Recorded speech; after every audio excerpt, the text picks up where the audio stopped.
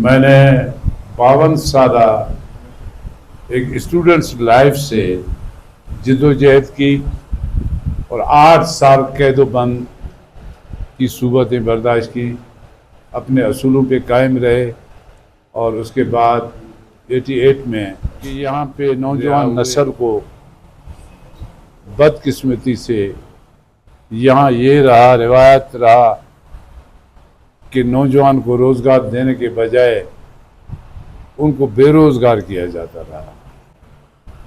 بے روزگاری سے مراد یہ کہ ایک نوجوان ڈگری لے کے یونیورسٹیوں سے، انجینئرنگ یونیورسٹی سے، میڈیکل کالج سے، بلوچستان یونیورسٹی سے وہ ڈگری لے کے جب باہر آتے ہیں، جب ہمارے دفتروں کے چکر لگاتے ہیں تو ہم ان کی جیبوں کو دیکھتے ہیں کہ بھی کتنا مال لایا ہے، پیسے دیں گے تو نوکری دیں گے۔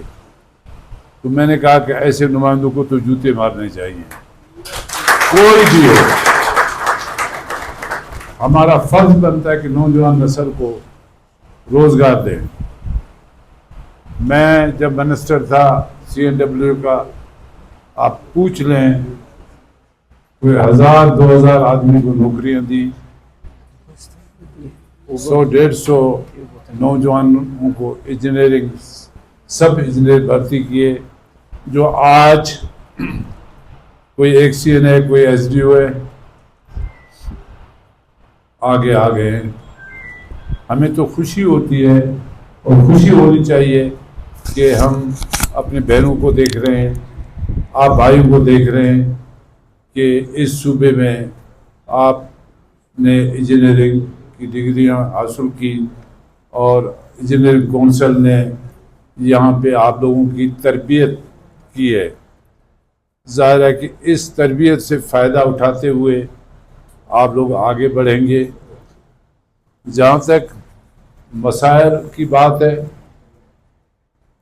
یہاں پہ قاضی صاحب میرے سیکرٹری بھی رہے ہیں۔ ہماری کوشش رہی ہے کہ جو انجینئرنگ ڈپارٹمنٹ ہیں، CNW ہوا، ایریگیشن ہوا، پبلک ہیلتھ انجینئرنگ، PHE ہوا، ان میں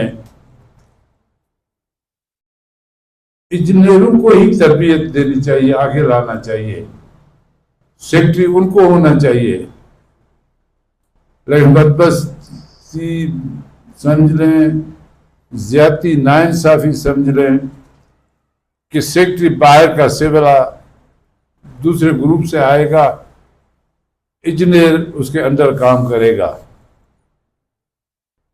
تو جس طریقے سے دوسرے صوبوں کے اندر ہے، یہاں پر بھی ہمارے ایریگیشن کا سیکرٹری ہو، PHE کا سیکرٹری ہو، CNW کا ہو، ان کے جو چیف انجینئر ہیں، سیکرٹریز ہیں، آپ لوگوں میں سے ہوں، حوصلہ افزائی کرنی چاہیے۔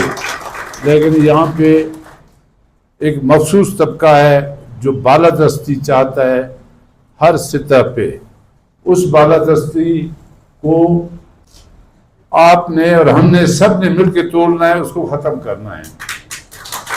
جب تک معاشرے کے اندر آپ اپنی سوچ کو وسعت نہیں دیں گے، بڑھائیں گے نہیں، آگے نہیں بڑھیں گے، تو یہاں پہ پوری ایک مافیا ہے چھایا ہوا ہے صوبے کے اندر۔